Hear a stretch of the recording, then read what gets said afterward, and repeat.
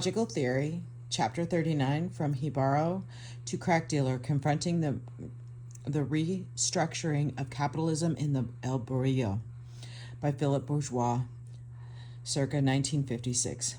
Following his year and a half of field work in a rural coffee-growing country in the Central Highlands of Puerto Rico from 1948 through 1949, Eric R. Wolfe warned that even the small farmers and coffee pickers in the most isolated and traditional rural barrio that he was studying in the future will supply many hundreds of hands to the coast, to the towns, and to the United States. Macroeconomic and political forces proved Wolfe's warning to be an understatement. American industrial capital was provided with extraordinary incentives and local agricultural development in Puerto Rico, atrophied at the same time that immigration to the factories of New York was actively promoted the ensuing exodus over the next 3.5 decades. Of almost a third of Puerto Rico's total population resulted proportionally in one of the larger labor migrations in modern history. Structural constraints of the Neurocan experience. The majority of the immigrants found employment in New York City's most vulnerable subsector of light manufacturing. They arrived precisely on the eve of the structural decimation of factory production in urban North America. Indeed, the post-World War II Puerto Rican experience provides almost a textbook illustration of what Wolfe, in his later work, refers to as the growth of ever more diverse proletarian diasporas that capitalist accumulation continues to engender as it spreads across the globe. Perhaps most interestingly and relevant for understanding Neurocan ethnicity, that is, the experience of New York City-born and raised Puerto Ricans, are the contradictory ways that the changing needs of capital continuously produced and recreate symbolically marked cultural distinctions among the new working classes who have crisscrossed oceans and continents in their struggle for survival and dignity. Depending upon one's formal definition, over the past 3 or 4 generations, the Puerto Rican people, especially those living in New York, have passed through almost a half dozen distinct modes of production.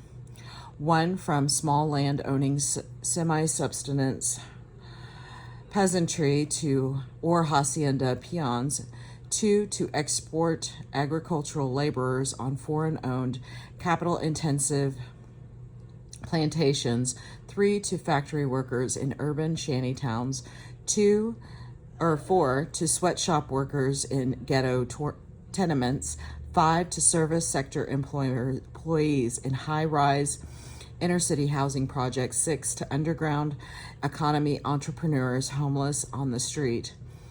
This marathon sprint through the economic history onto New York City's streets has been compounded ideologically by an overtly racist cultural assault. Literally overnight, the new immigrants, many of whom were enveloped in a Hibero, hillbilly-dominated culture emphasizing interpersonal webs of patriarchal respeto, found themselves transformed into racially inferior cultural paras. Ever since their arrival, they have been despised and humiliated with that virulence so characteristic of America's history of polarized race relations in the context of massive labor migrations. Even though the Puerto Rican experience is extreme, it is by no means unique. On the contrary, peoples all through the world and throughout history have been forced to traverse multiple modes of production and have suffered social dislocation. The historic structural transformations imposed upon the Puerto Rican Ibero translate statistically into a tragic profile of unemployment, substance abuse, broken families, and devastated health in U.S. inner cities. No other ethnic group, except perhaps Native Americans, fares more poorly in the official statistics than do mainland U.S. Puerto Ricans. This is most pronounced for the majority cohort living in New York City, where Puerto Ricans have the highest welfare dependency and poverty rates, the lowest labor force participation rates, and the fastest growing HIV infection rates of any group. The ethnographic setting. These contemporary expressions of historical dislocation formed the backdrop for my 5 years of participant observation fieldwork on street culture in the crack economy. During the late 1980s and early 1990s, for a total of approximately 3.5 years, I lived with my wife and young son in an irregularly heated, rat-filled tenement in East Harlem, better known locally as a barrio, or Spanish Harlem. This 200 square block neighborhood is visibly impoverished, yet it is located in the heart of the richest city in the Western Hemisphere. Its vacant lots and crumbling abandoned tenements are literally a stone's throw from multi-million-dollar condominiums. Although 1 in 3 families survives on public assistance, the majority of El Barrio's 130,000 Puerto Rican and African American residents comprise the ranks of the working poor. They eke out an uneasy subsistence in entry-level service and manufacturing jobs in a city with one of the highest costs of living in the world. In my ethnographic research, I explored the ideologies, i.e., the power charged belief systems that organize common sense on the street, what I call street culture. Consequently, over the years, I interacted with and befriended the addicts, thieves, dealers, and con artists who comprise a minority proportion of El Barrio residents who exercise hegemony over its public space. Specifically, I focus on a network of some 25 street-level crack dealers who operated on and around my block. On the one hand, such an intensive examination of street participants risk ecstasizing the neighborhood and may be interpreted as reinforcing violent stereotypes against Puerto Ricans. On the other hand, case studies of the worthy poor risk normalizing the experience of class and racial segregation and can mask the depths of human suffering that accompanies rapid economic restructuring. Furthermore, that legally employed majority of El Barrio residents has lost control of the streets and has retreated from daily life in the neighborhood. To understand the experience of living in the community, the ideologies of violence, opposition, and material pursuit which have established hegemony over street life, much to the dismay of most residents, have to be addressed systematically. Furthermore, on a subtle theoretical level, the caricatural responses to poverty and marginalization that the dealers and addicts represent provide privileged insight into processes that may be experienced in one form or another by major sectors of any vulnerable working class population experiencing rapid structural change anywhere in the world and at any point in the history. Once again, there is nothing structurally exceptional about the Puerto Rican experience except that the human costs involved are more clearly visible given the extent and rapidity with which Puerto Rican society has been absorbed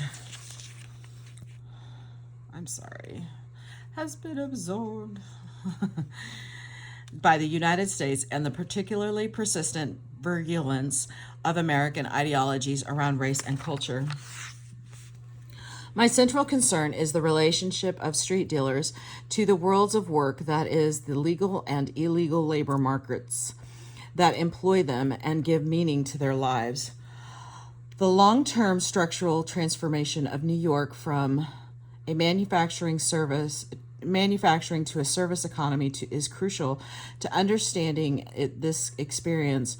Although economists, sociologists, and political scientists have argued extensively over the details of those statistics, most recognize the dislocations caused by the erosion of the manufacturing sector are a driving force behind the economic polarization of urban America. They also specifically recognize that Puerto Ricans are the most vulnerable group in New York's structural adjustment because of their over-concentration in the least dynamic subsector within light manufacturing and because of their fragile, incipient foothold in public sector and service employment. Though my ethnographic data, I hope to show the local level implications of the global level restructuring of capital and in the process give voice to some repentant victims in a nutshell.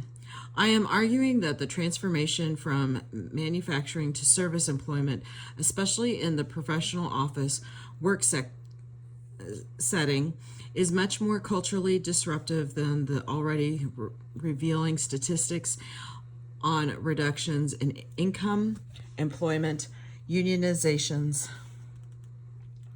and workers' benefits would indicate. Low-level service sector employment engenders a humiliating ideological or cultural confrontation between a powerful core of white office executives and their assistants versus a mass of poorly educated, alienated colored workers. Shattered working class dreams. All the crack dealers and addicts whom I have interviewed worked at one or more legal jobs in their early youth. In fact, most entered the labor market at a younger age than the typical American. But they were 12 years old. They were bagging groceries at the supermarket for tips, stocking beer off the books in local bodegas, or shining shoes. For example, Julio, the night manager at a video games arcade that sells $5 vials of crack on the block where I lived, pursued a traditional working class dream in his early adolescence. With the support of his extended kin, who were all immersed in a working class common sense, he dropped out of junior high school to work in a local garment factory.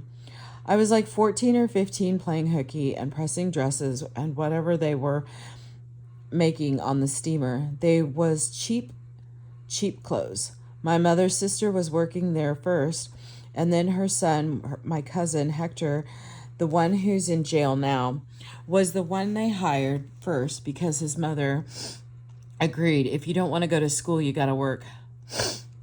So I started hanging out with him. I wasn't planning on working in the factory. I was supposed to be in school, but it just sort of happened. Ironically, little Julio actually became the agent who physically moved the factory out of the inner city. In the process, he became merely one more of the 445,900 manufacturing workers in New York City to lose their job as factory employment, dropped 50% from 1963 to 1983. Of course, instead of understanding himself as the victim of a structural transformation, Julio remembers with pleasure and even pride the extra income he earned for clearing the machines out of the factory space. Them people had money, man, because we helped them move out of the neighborhood. It took us 2 days, only me and my cousin. Hector, wow, it was work. They gave us $70 each. Almost all the crack dealers had similar tales of former factory jobs. For poor adolescents, the decision to drop out of school and become a marginal factory worker is attractive. It provides the employed youth with the access to the childhood necessities, sneakers, basketballs, store-bought snacks that 16-year-olds who stay in school cannot afford. In the descriptions of their first forays into legal factory-based employment, one hears clearly the extent to which they and their families subscribed to mainstream working class ideologies about the dignity of engaging in hard work versus education. Had these enterprising early adolescent workers from El Brillo not been confined to the weakest sector of manufacturing in a period of rapid job loss, their teenage working class dream might have stabilized. Instead, upon reaching their mid-20s, they discovered themselves to be unemployable high school dropouts. This painful realization of social marginalization expressed itself generationally as the working class values of their families conflict violently with the reality of their hardcore lumpenization. They are constantly accused of slothfulness by their mothers and even by their friends who have managed to maintain legal jobs. They do not have regional perspective on the dearth of adequate entry-level jobs available to functional illiterates in New York City, and they begin to suspect that they might indeed be vagabonds, lazy bums, who do not want to work hard and help themselves.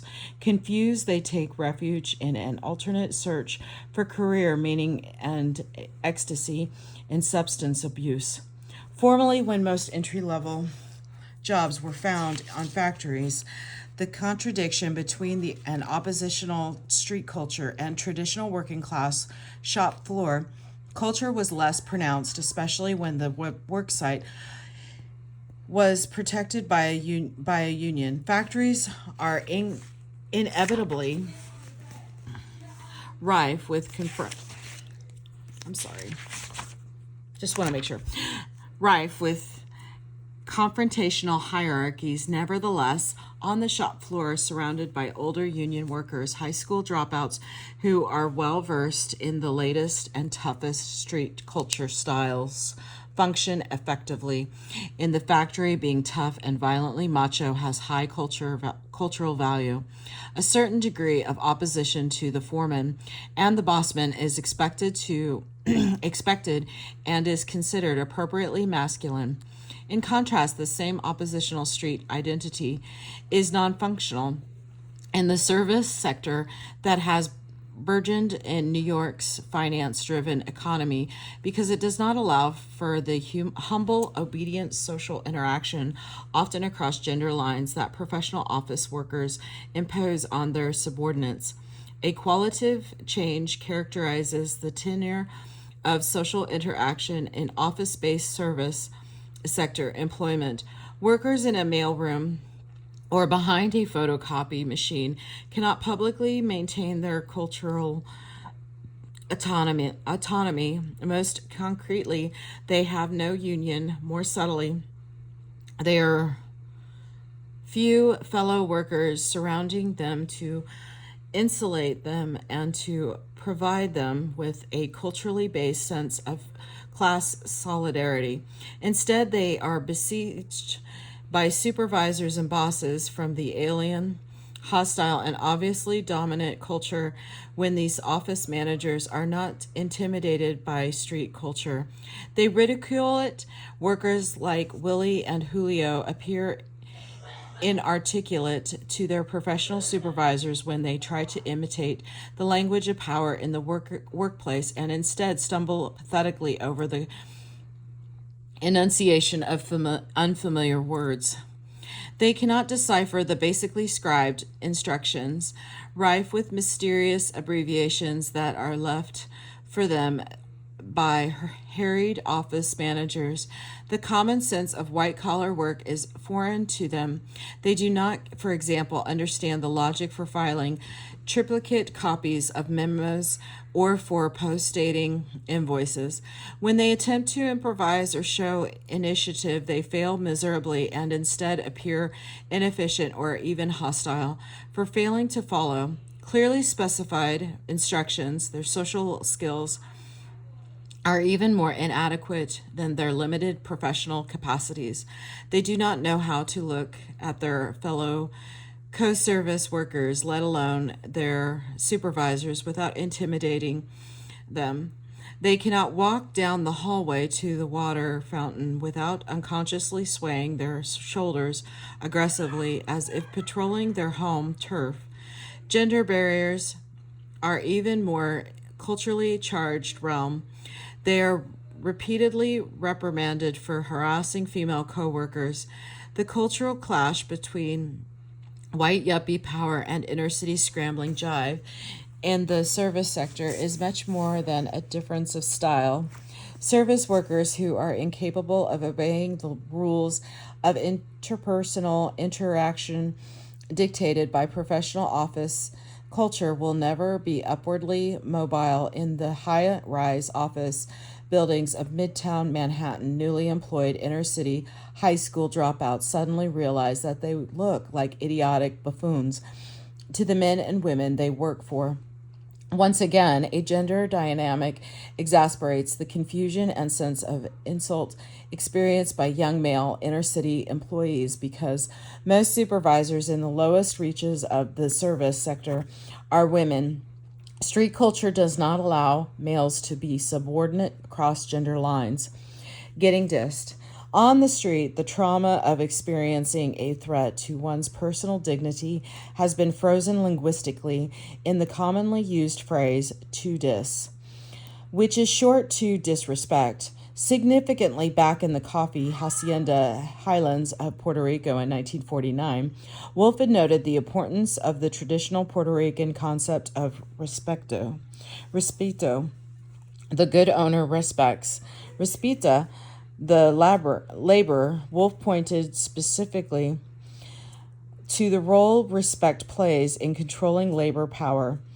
It is probably to the interest of the landowner to make concessions to his best workers, to deal with them on a respect basis, and to diminish them in a network of mutual obligations. Puerto Rican street dealers do not find respect in the entry-level service sector jobs that have increased twofold in New York's economy since the 1950s. On the contrary, they get dissed in their new jobs. Julio, for example, remembers the humiliation of his former work experiences as an office boy, and he speaks of them in a race and gender-charged idiom. I had a prejudiced boss. She was a fucking hoe, Gloria. She was white. Her name was Christian. No, not Christian. Kirschman. I don't know if she was Jewish or not. When she was talking to people, she would say he's illiterate. So what I did one day was I just looked up the word illiterate in the dictionary and saw that she was saying to her associates that I'm stupid or something. Well, I'm illiterate anyway. The most profound dimension of Julio's humiliation was being obliged to look up in the dictionary the word used to insult him. In contrast, in the underground economy, he is sheltered from this kind of threat. Big Pete, the crack house franchise owner, he would never disrespect me that way. He wouldn't tell me that because he's illiterate too. Plus, I've got more education than him. I got a GED. To succeed at Gloria Kirschman's magazine publishing company, Julio would have had to submit wholeheartedly to her professional cultural style, but he was unwilling to compromise his street identity. He refused to accept her insults, and he was unable to imitate her culture, hence he was doomed to a marginal position behind a photocopy machine or at the mail meter. The job requirements in the service sector are largely cultural, that is, having a good attitude. Therefore, they conjugate powerfully with racism. I wouldn't have minded that she said I was illiterate. What bothered me was that when she called on the telephone, she wouldn't want me to answer, even if my supervisor, who was the receptionist, was not there. Note how Julio is so low in the office hierarchy that his immediate supervisor is a receptionist. When she hears my voice, it sounds like she's going to get a heart attack. She'd go, "Why are you answering the phones? That bitch just don't like my Puerto Rican accent." Julio's manner of resisting this insult is culturally dignity, exasperated his marginal position in the labor hierarchy. And then when I did pick up the phone, I used to just sound Puerto Rican on purpose. In contrast to the old factory sweatshop positions, just above mentioned minimum wage office jobs require intense interpersonal contact with the middle and middle classes, proximal contact across class lines, and the absence of a working class autonomous space for 8 hours a day in the office can be claustrophobic experience for an otherwise ambitious, energetic young inner city worker. While interpreted this requirement to obey white middle class norms as an affront to his dignity that specifically challenged his definition of masculinity, I had a few jobs that referring to Julio's telephone disc, where you gotta take a lot of shit from bitches and be a wimp. I didn't like it, but I kept on working because fuck it. You don't want to fuck up the relationship, so you just be a punk, shrugging his shoulders dejectedly. One alternative for surviving at a workplace that does not tolerate a street-based cultural identity is to become bicultural, to play politely by the white woman's rules downtown, only to come home and revert to street culture within the safety of one's tenement or housing project at night. Tens of thousands of East Harlem residents manage this tightrope, but it often engenders accusations of betrayal and internalized racism on the part of neighbors and childhood friends who do not have or do not want these bicultural skills. This is the case, for example, of Ray, a rival crack dealer whose black skin and tough street demeanor disqualify him from legal office work. He quit a nickel and dime messenger job downtown to sell crack full-time in his project stairway shortly after a white woman fled from him, shrieking down the hallway of a high-rise office building. Ray and the terrified woman had ridden the elevator together, and coincidentally, Ray had stepped off on the same floor as her to make a delivery. Worse yet, Ray had been trying to act like a debonair male, and suspected the contradiction between his inadequate appearance and his chivalric intentions was responsible for the woman's terror. You know how you let a woman go off the elevator first? Well, that's what I did to her. But I may have looked a little shabby on the ends. Sometimes my hair not combed, so I could look a little sloppy to her maybe when I let her off first. What Ray did not quite admit until I probed further is that he too had been intimidated by the lone white woman. He had been so disoriented by her tabooed, unsupervised proximity that he had forgotten to press the elevator button. When he originally stepped on after her, she went in the elevator first, but then she waits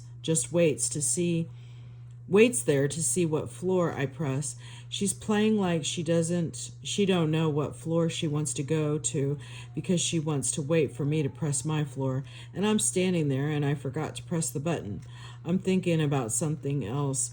I don't know what was the matter with me, and she's thinking like he's not pressing the button. I guess he's following me. As a crack dealer, Ray no longer has to confront this kind of confusing humiliation. Instead, he can righteously condemn his successful neighbors who work downtown for being ashamed of who they were born to be. When you see someone go downtown and get a good job, if they are Puerto Rican, you see them fix up their hair and put some contact lens in their eyes. Then they fit in, and they do it. I've seen it. They turnovers, they people who want to be white. Man, if you call them in Spanish, it wind up a problem. When they get nice jobs like that, all of a sudden, they start talking proper. Self-destructive resistance. Third and second generation Spanish Harlem residents born into working class families do not tolerate high levels of exploitation in the new jobs available to them. However, there are no class based institutions to channel their resistance. They are caught up in technological time warp. They have developed contemporary mainstream American definitions of survival needs and emotional notions of job satisfaction. In short, they are made in New York. Therefore, they are not exploitable or degradable. Both their objective economic needs as well as their personal cultural dignities have to be satisfied by their jobs. They resist inadequate working conditions. Finally, they are actually acutely aware of their relative deprivation vis-a-vis the middle level managers and wealthy executives whose intimate physical proximity they cannot escape at work. At the same time that young men like Julio, Willie, and Ray recognize how little power they have in the legal labor market, they do not accept their domination passively. They are resisting exploitation from positions of subordination. They are living the unequal power struggle that a growing body of anthropological and ethnographic literature is beginning to address. Unfortunately for people like Julio and Willie, the traditional modes of powerless resistance, foot dragging, disgruntlement, petty theft, and so forth, which might be appropriate in traditional peasant or even proletarian settings, contradict the fundamental technological requirement for enthusiastic initiative and flexibility that New York's finance-driven service sector demands. In manufacturing, resistance can be channeled through recognized institutions, unions that often reinforce class consciousness. In fact, oppositionally defined cultural identities are so legitimate on the shop floor that they even serve to ritualize management worker confrontation. In the service sector, however, there is no neutral way to express cultural nonconformity. Scowling on the way to brewing coffee for a supervisor results in an unsatisfactory end of year performance evaluation. Stealing on the job is just cause for instant job termination. Indeed, petty theft is the avenue for powerless revenge, most favored by Willie and Julio. They both were skilled at manipulating the Pitney Bowes postage meter machines and at falsifying stationery inventory to skim chump change. More subtle, however, was the damage to Julio's work performance due to his constant concern lest Gloria Kirschman once again catch him off guard and disrespect him without his being immediately aware of the gravity of the insult. Consequently, when he was ordered to perform mysteriously specific tasks such as direct mailings of promotional materials that required particular combinations of folding, stuffing, or clipping, he activated his defense mechanisms. Julio had rarely received direct mail advertisements in his project department mailbox. Consequently, in the urgency and the precision with which his supervisor oversaw the logistics of these mailings appeared overbearingly oppressive and insulting. Gloria appeared almost superstitious in the rigor and anxiety with which she supervised each detail, and Julio refused to accept the flexibility that these delicate mailings required. That is, late night binges of collating and recollating to make bulk rate postage deadlines coincide with the magazine's printing and sales deadlines. Furthermore, to Julio, it was offensive to bring over the assembled promotional packets to Gloria's home for a last minute, not late night inspection. It would be late and I would be at the office to do these rush jobs, collate with them, staple them, fold them in the correct way, whatever way she said. It was always different, and it had to be just the way she wanted it. I'd stuff them just the right way, making frantic shuffling motions with his hands, and then seal the shit. I used to hate that. I would box it and take it to the 38th Street post office at 10:30 at night. But then sometimes she would call me from home and I would have to bring papers up to her house on 79th and 3rd Avenue, Manhattan Silk Stocking District, to double check. And she would try to offer me something to eat, and I would say no thank you, because she would try to pay me with that shit, because she's a cheap bitch. She'd say, you want pizza, tea, or cookies? She had those Pepperidge Farm cookies, wrinkling his face with disgust. But I wouldn't accept anything from her. I wasn't going to donate my time, man. She thought I was illiterate. She thought I was stupid, not me. Boy, charge every penny. From the moment I leave the office, that's overtime. All the way to her house, that's time and a half. I used to exaggerate the hours. If I worked 16, I would put 18 or 20 to see if I could get away with it. And I would get away with it. I'm not going to do that kind of shit for free. And that bitch was crazy. She used to eat baby food. I know because I saw her eating it with a spoon right out of the jar. If Julio appeared to be scowling, ungrateful, dishonest worker to Gloria, then Gloria herself looked almost perverted to Julio. What normal middle-aged women would invite her 20-year-old employee into her kitchen late at night and eat baby food in front of him. Julio's victories over his employer Gloria, were Pyrrhic in the cross-cultural confrontation taking place in the corridors of high-rise office buildings. There is no ambiguity over who wields power. This unequal hierarchy is constantly reasserted through the mechanisms of cultural capital, so foreign to participants in street culture, for example. When someone like Willie, Julio, or Ray is terminated for suspicion of theft, or the personal report registers an insulting notation, lack of initiative, inarticulate, or no understanding of the purpose of the company. Julio correctly translates this transformation into street English. She's saying to her associates that I'm stupid. Willie and Julio have no frame of reference to guide them through service employment because their social network only has experience with factory work.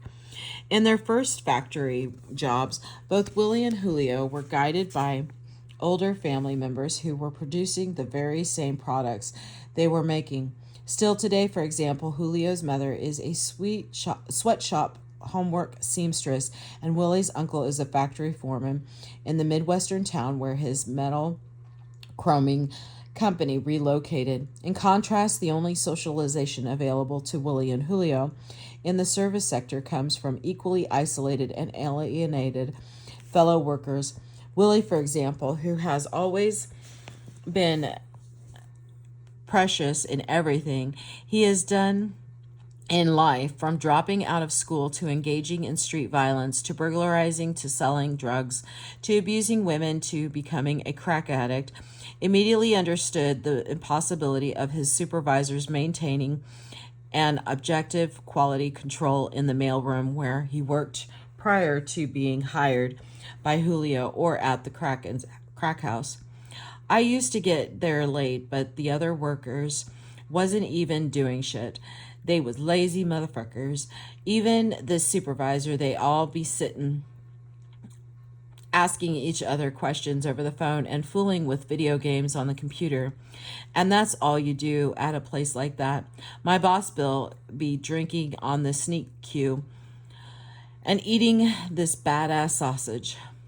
Finally, the precarious tenure of entry-level jobs in the service sector was the immediate precipitating factor in Willie's and Julio's retreat from the legal labor market when they were not fired for bad attitude. They were laid off due to economic retrenchment. The companies employing them fluctuated with the unpredictable whims of rapidly changing yuppie fashions. Julio, for example, lost 2 different positions in fragile companies that folded. 1, Gloria Kirschman's trendy magazine, and 2, a desktop publishing house. Surprisingly, in his accounts of being laid off, Julio publicly admitted defeat and vulnerability. On repeated occasions, I had seen Julio brave violence on the streets and in the crack house. I knew him capable of deliberate cruelty, such as refusing to pay for his 15-year-old girlfriend's abortion, or of slowly breaking the wrist of an adolescent who had played a prank on him. Downtown, however, behind the computer terminal where he had held his last job in printing, he had been crushed psychologically by personal officers who fired him. Ironically, I registered on my tape recorder his tale of frustration, humiliation, and self-blame for losing his last legal job as a printer, only a week after recording with him. A bravado-laced account of how he mugged a drunken Mexican immigrant in a nearby housing project. I was with Rico and his girl, Daisy. We saw this Mexican. He was just probably drunk. I grabbed him by the neck, and put my 007 knife in his back, making the motion of holding someone in a choke hold from behind, right here, pointing to his own lower back, and I was jigging him hard, grinning for emphasis at me and his girlfriend, who was listening, rapt with attention. I said, "No te muevas, cabrón, o te voy a pecar como un permel." Don't move, motherfucker, or I'll stick you like a pork roast. More loud chuckles from Julio's girlfriend. Yeah, like how you stab a pork shoulder when you want to put all the flavoring in the holes. I wasn't playing either. I was serious. I would have jigged him, and I'd regret it later, but I was looking at the gold ring he had. Chuckle.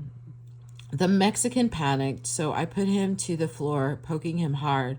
The Rico's girl started searching him. I said, "Yo, take the asshole's fucking ring, too." After she took the ring, we broke out. We sold the ring, and then we cut out on Daisy. We left her in the park. She didn't get even a cent. She helped for nothing. More chuckling. As a knife-wielding mugger on the street, Julio could not contrast more dramatically with the panic-stricken employee begging for a second chance that legal employment had reduced him to. I was more or less expecting it. But still, when I found out, I wanted to cry, man. My throat got dry. I was like, waves his hand and grasped it, as if struck by a panic attack. They called me to the office. I was like, oh shit. I couldn't get through to them. I even told them, I'll let you put me back to messenger. I will take less pay. Just keep me employed. I need the money. I need to work. I got a family. But they said, nope. I left. I just stood right there outside the building. I was fucked, man. All choked up. Mijo, Hurian. They jerked me. The new immigrant alternative. The flooding of cocaine and then crack onto America's streets during the 1980s infused new energy into the underground economy, making drug dealing the most vibrant equal opportunity employer for Harlem youths. Normally, in order to fill jobs adequately in the expanding service sector, New York's legal economy should have to compete for the hearts and minds of the growing proportion of the inner city's best and brightest, who are choosing to pursue more remunerative and culturally compatible careers in the underground economy. A wave of cheaper, more docile and disciplined new immigrant workers, however, is altering this labor power balance. These immigrants, largely undocumented, are key agents in New York's latest structural economic adjustment. Their presence allows low-wage employment to expand while social services retrench. This helps explain, for example, how the real value of the minimum wage could have declined by 1/3 in the 1980s, while the federal government was able to decrease the proportion of its contribution to New York City's budget by over 50%. The breakdown of the inner city's public sector is no longer an economic threat to the expansion of New York's economy because the labor force that these public subsidies maintain is increasingly irrelevant. Like the parents and grandparents of Julio and Willie, many of New York's newest immigrants are from remote rural communities or squalid shanty towns where meat is eaten only once a week and where there is no running water or electricity. In downtown Manhattan, many of these new immigrants are Chinese, but in East Harlem, the vast majority are Mexicans from the rural states of Pueblo and Guerrero. To them, New York streets are still paved in gold. If one works hard enough, half a century ago, Julio's mother fled precisely the same living condition. These new immigrants are only just struggling to escape. Her reminiscence about childhood in her natal village reveal the trajectory of improved material conditions, cultural dislocation, and crushed working class dreams that is propelling her second generation son into a destructive street culture. I loved that life in Puerto Rico because it was a healthy life. We always ate because my father always had work. And in those days, the custom was to have a garden in your patio to grow food and everything that you ate. We only ate meat on Sundays because everything was cultivated on the same little parcel of land. We didn't have refrigerators, so we ate bacalhau, a salted codfish, which can stay outside, and a meat that they call old meat, carne de vegalla, and sardines from a can. But thanks to God, we never felt hunger. My mother made a lot of corn flour.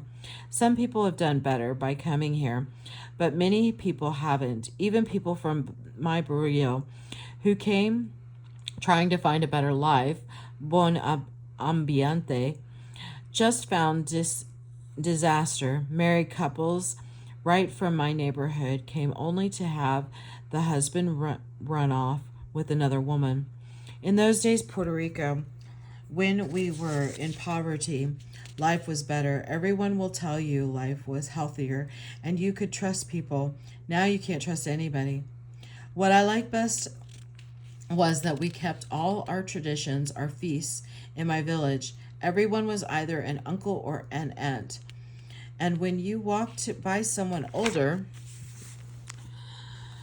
you had to ask for their blessing. It was respect. There was a lot of respect in those days, original in Spanish. Ironically, at 60, Julio's non-lingual Spanish-speaking mother is the only one left, or the only one of her family who can still compete effectively with the new immigrants who are increasingly filling Manhattan's entry-level labor market. She ekes out a living on welfare in her high-rise housing project apartment by taking in sewing from undocumented garment industry subcontractors.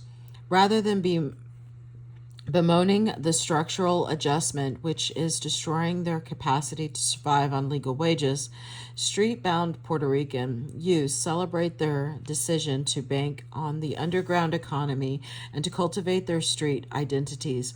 Willie and Julio repeatedly assert their pride in their street careers. For example, one Saturday night, after they finished their midnight shift at the crack house, I accompanied them on their way to purchase El Sape Verde, the green toad, a $20 bag of powder cocaine sold by a reputable outfit 3 blocks away. While waiting for Julio and Willie to be served by the coke seller, I engaged 3 undocumented Mexican men drinking beer on a neighboring stoop in a conversation about finding work in New York. One of the new immigrants was already earning $500 a week fixing deep fat fry machines. He had a straightforward racist explanation for why Willie, who was standing next to me, was unemployed. Okay, I'll explain it to you in one word. Because the Puerto Ricans are brutes. Pointing at Willie, brutes.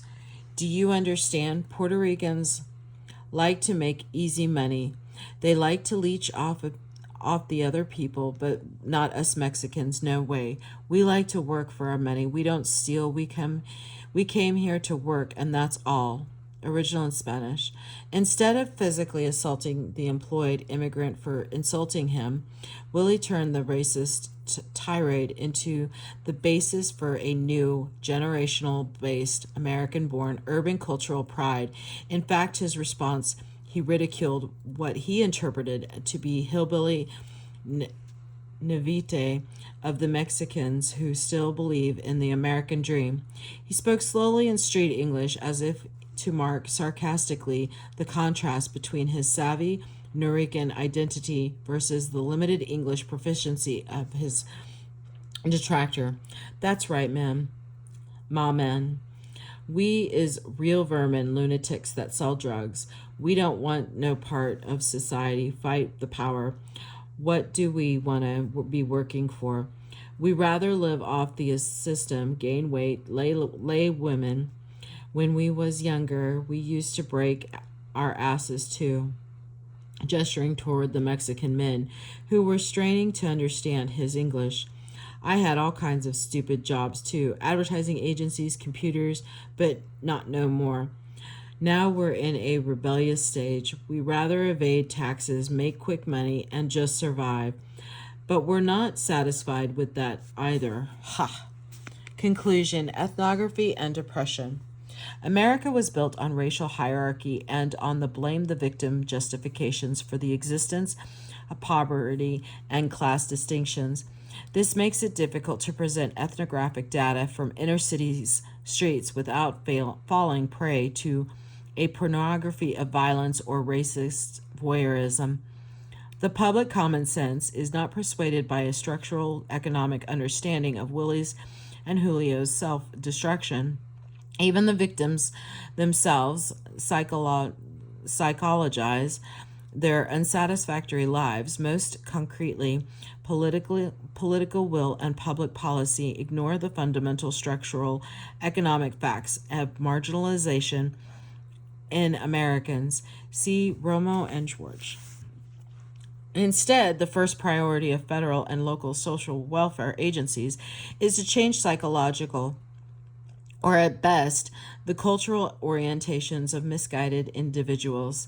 Unfortunately, researchers in America have allowed the gap to grow between their hegemonically liberal intellectual community and overwhelmingly conservative popular political culture.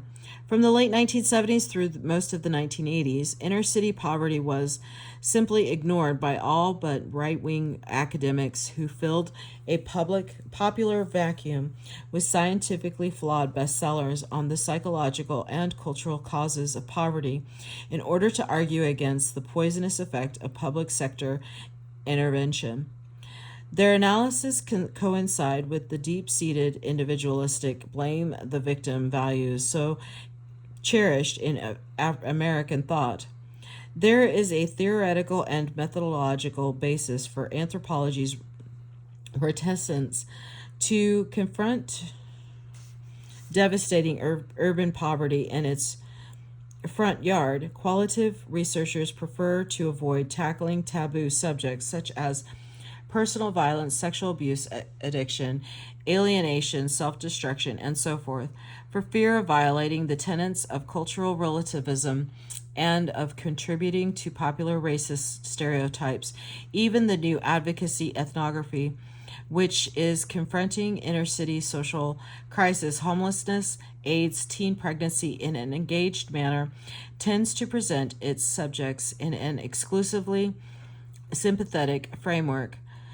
The pragmatic realities of a new advocacy anthropology requires published data to be politically crafted. A complex critical perspective, therefore, is often stifled by the necessity of contributing effectively and responsibly to a policy debate. Defining policy as a political arena for engagement can demobilize both theory and practice. Regardless of the political, scholarly, or personal motivations, anthropology's cautious and often self censored approaches to social misery have obfuscated an ethnographic understanding of the multifaceted dynamics of the experience of oppression, and ironically, sometimes even have served to minimize the depths of human suffering involved. At the same time, there is a growing body of ethnographic literature at the intersection of education and anthropology, sometimes referred to as cultural production theory, which provides insight into how contradictory and complicated forms of resistance often lead to personal well destruction and community trauma. Nevertheless, perhaps even these more self consciously theoretical attempts to grapple with an unpleasant reality tend to glorify or at least over identify with the resistance, the theme, in order to escape a blame the victim insinuation. Much of the problem is rooted in the nature of the ethnographic endeavor itself. Engulfed in an overwhelming whirlpool of personal suffering, it is often difficult for ethnographers to see the larger relationships structuring the jumble of human interaction around them. Structures of power and history cannot be touched or talked to. Empirically, this makes it difficult to identify the urgent political economy relationships shaping everyday survival, whether they be public sector breakdown or economic restructuring. For my own part, in the heat of daily life on the street in El Barrio, I often experienced a confusing anger with the victims, the victimizers, and the wealthy industrialized society that generated such a record toll of unnecessary human suffering. For example, when confronting with a pregnant friend frantically smoking crack and condemning her fetus to a postpartum life of shattered emotions and dulled brain cells, it was impossible for me to remember the history of her people's colonial terror and humiliation, or to contextualize her position in New York's changing economy. Living the inferno of what America calls its underclass, I, like my neighbors around me, and like the pregnant crack addicts themselves, often blamed the victim to overcome such a partial perceptive when researching painful human contexts.